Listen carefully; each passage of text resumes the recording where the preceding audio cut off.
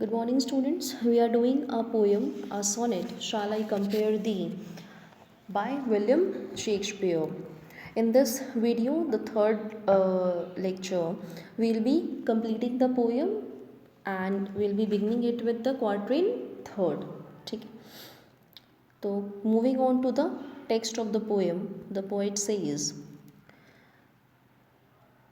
But thy eternal summer shall not fade. Here in this quatrain, from this quatrain onwards, the poet is focusing upon the beauty, the everlasting beauty of his beloved. In the earlier two quatrains, he was telling about the nature, that how nature is beautiful, but it is restricted to time, it has some limitations. But your beauty, my beloved, is not restricted to any limitation, or it is not restricted to any time boundness. Your beauty is everlasting. ठीक है? तो he says that but thy eternal summer shall not fade. Eternal summer means summer here is a symbol of beauty. It is used as a metaphor and it is used as a symbol of beauty. That your eternal beauty, eternal means everlasting, never ending. तुम्हारी जो खत्म ना हो सकने वाली सुंदरता है, shall not fade, वो कभी खत्म नहीं होगी, वो कभी नहीं मुरझाएगी.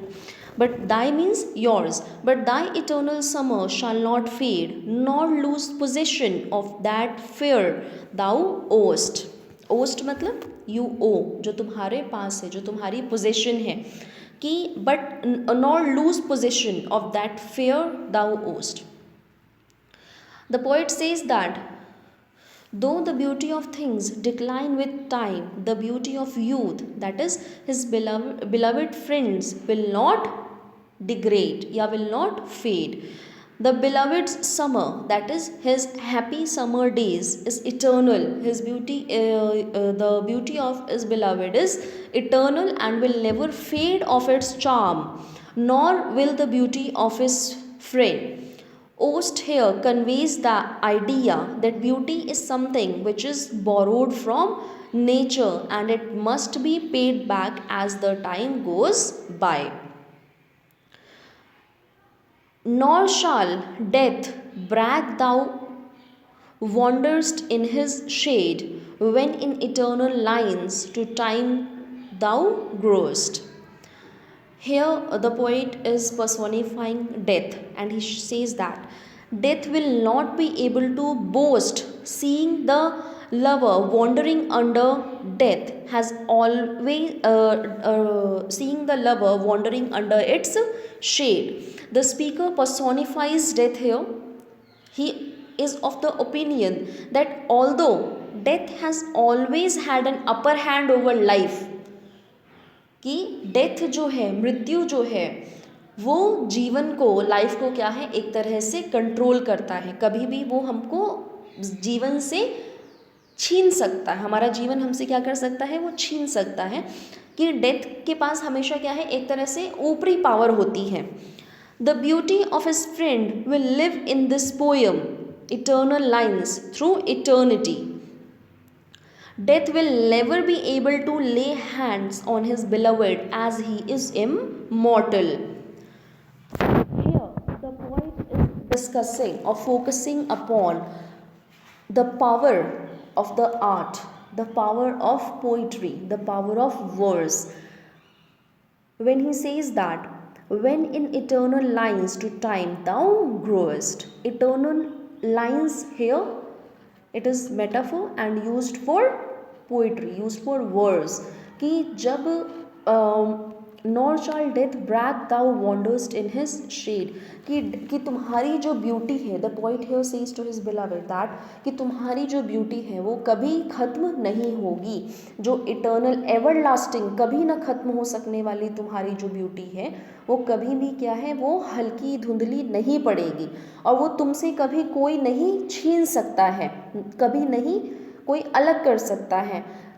नहीं, जो डेथ है, जो मृत्यु है, वो भी इस चीज़ की क्या है, उसका मृत्यु भी इस बात का अहंकार नहीं कर सकता है. ब्रैग हियर मीन्स बोस्ट करना, बहुत अहंकार से कुछ बताना. कि मृत्यु जो है, डेथ जो है, the poet is personifying death है, कि मृत्यु जो है वो भी इस बात को अहंकारिता से नहीं कह सकता है कि तुम उसकी छाव में घूमे, वॉन्डर्स्ट इन हिज शेड। कहने का मतलब कि मृत्यु के द्वारा तुम खत्म हो गए, कि तुम्हारी जो सुंदरता है, कि जब मृत्यु हुई तुम्हारी तो तुम्हारी सुंदरता भी उसके साथ खत्म हो गई। तो मृत्यु कभी इस बात का अहंकार नहीं कर सकता है कि उसने क्या कि तुम्हारी सुंदरता को खत्म कर दिया। क्यों?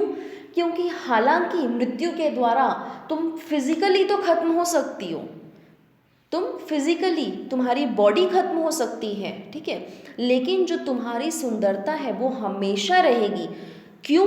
क्योंकि when in eternal lines to time thou growest, कि जैसे जैसे तुम, कि जैसे जैसे मैं ये लिख रहा हूँ, मैं ये कविता तुम्हारे बारे में लिख रहा हूँ, तो मेरी कविता में तुम जिस प्रकार बढ़ रही हो मतलब जैसे जैसे वो इसका वर्णन कर रहा है, तो उस प्रकार तुम क्या है, इस कविता के माध्यम से तुम्हारी सुंदरता हमेशा के लिए, अनंत काल के लिए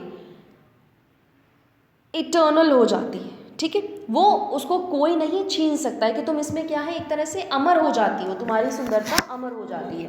कोई भी इस बात का बखान नहीं कर सकता है कि भाई उसने तुम्हारी सुंदरता को खत्म कर दिया। क्यों? क्योंकि मेरे इस पोइट्री के द्वारा, इस वर्स के द्वारा, इटर्नल लाइंस जो मेटाफर कवि प्रयोग करते हैं, हम कहते हैं कि इसके द्वारा तुम क्या है, तुम्हारी सुंदरता अमर हो जाती। So as long as men can breathe or eyes can see, so long lives this, and this gives life to thee. Very important lines by Shakespeare, and very remarkable, marvelous lines, ठीक है। एपिग्रामेटिक lines है ये। एपिग्रामेटिक का मतलब गागर में सागर, बहुत ही कम शब्दों में बहुत बड़ी व्याख्या कर देना। तो in the finally the poet focuses upon, he put emphasis upon the immortality of art, कि कला जो है वो किसी भी चीज़ को अनश्वरता प्रदान करने की शक्ति रखती है। तो he says so long as men can breathe, कि जब तक मनुष्य जाति जो है वो जिंदा रहेगी, वो सांस ले पाएगी, मतलब वो जिंदा रहेगी, और आइज कैन सी, लोग देख सकते हैं, लोग देख पाएंगे, तब तक सो लॉन्ग लिव्स दिस, तब तक क्या है, ये कविता रहेगी, कि मेरी जो कविता है वो रहेगी। And this gives life to thee, और क्योंकि इस कविता में मैंने तुमको शामिल किया है, तो ये कविता जो है वो तुमको लाइफ प्रदान करेगी, तुम इसके माध्यम से हमेशा जिंदा रहोगी, और तुम्हारी जो ब्यूटी है वो भी हमेशा जिंदा रहेगी, उसको कोई खत्म नहीं कर सकता है। तुम नेचर के जो सीज़न है, जो जिसको कि हम खूबसूरती का पर्याय मानते हैं, जो मौसम है, समर का सीज़न जिसको कि खूबसूरती का पर्याय माना जाता है, वो भी क्या है, नेचर के अधीन है, वो भी कुछ ही समय के लिए है, और नेचर के अधीन है कि हाँ वो कुछ समय के लिए आता है फिर वो चला जाता है। और लोग जो हैं वो मृत्यु के अधीन हैं, कि भाई वो खत्म हो जाते हैं, और हर चीज़ जो इस दुनिया में है उसको ख़त्म होना ही होना है, उसको अपनी जो फॉर्म है, अभी अगर वो सुंदर है तो उससे उसको डिग्रेड होना ही होना है, ठीक है। तो मृत्यु के द्वारा तुम्हारी फिजिकल अपीयरेंस तो खत्म हो सकती है, तुम फिजिकली, तुम्हारी ब्यूटी खत्म हो सकती है, लेकिन क्योंकि मैंने तुमको इस कविता में शामिल कर दिया है, तो इससे तुम क्या है, हमेशा जिंदा रहोगी, जब तक कि लोग सांस ले पाएंगे, जब तक कि लोग देख पाएंगे, ठीक है। कहने का मतलब जब तक ये दुनिया रहेगी तब तक तुम जिंदा रहोगे, और तुम्हारी खूबसूरती भी जिंदा रहेगी, क्योंकि पोइट्री में वो पावर है, वर्स में, कला में वो पावर है किसी भी चीज़ को अनश्वरता प्रदान करने की, इमॉर्टलाइज करने की, ठीक है।